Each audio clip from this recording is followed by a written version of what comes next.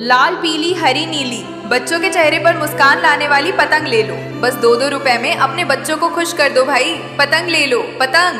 थुंग थुंग अपनी बीवी और बेटे को साथ लेकर रोज सुबह अपनी ठेला गाड़ी धकेलते हुए गांव-गांव घूमता और उस पर रंग बिरंगी पतंगें बेचता। और शाम ढलते जब वह सब थके हारे टूटे शरीर के साथ घर लौटते तो उसकी पत्नी निराश होकर बोलती, दिन भर इस आग जैसी धूप में जलकर भी बस इतने से पैसे, ऐसे कैसे चलेगी हमारी जिंदगी। थुंग थुंग सुन के चुप रहता, क्योंकि वह जानता था गरीबी इंसान को सख्त बना देती है। एक दिन गरीबी और मजबूरी से हार कर थुंग थुंग अकेला गांव के बाहर एक शांत तालाब के किनारे बैठ के पानी में पत्थर फेंक रहा था और रो रहा था।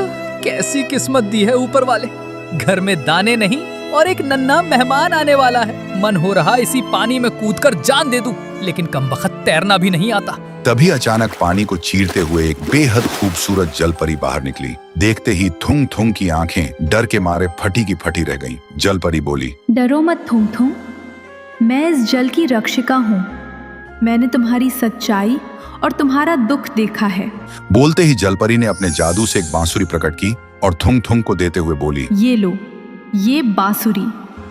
सच्चे मन से बजाओगे तो धन मिलेगा, पर याद रखना, लालच किया तो वो धुन अंधेरे में बदल जाएगी। इतना कहकर जलपरी पानी के नीचे चली गई। थुंग थुंग हैरानी से उस बांसुरी को घूरता रहा। फिर थुंग थुंग घर आया। बीवी ने बांसुरी देखकर गुस्से से कहा, खाने को दाने नहीं है और तुम ये खिलौना उठा लाए। और गुस्से से चली गई। फिर रात को जब सब सो गए, थुंग थुंग ने डरते डरते बांसुरी होंठों से लगाई। जैसे ही उसने एक मीठी शांत सी धुन छेड़ी, उसके सामने कुछ चांदी के सिक्के आ गए। थुंग थुंग हैरान रह गया। फिर उसने बस उतने ही सिक्के उठाए जितने से कल का खाना आ सके।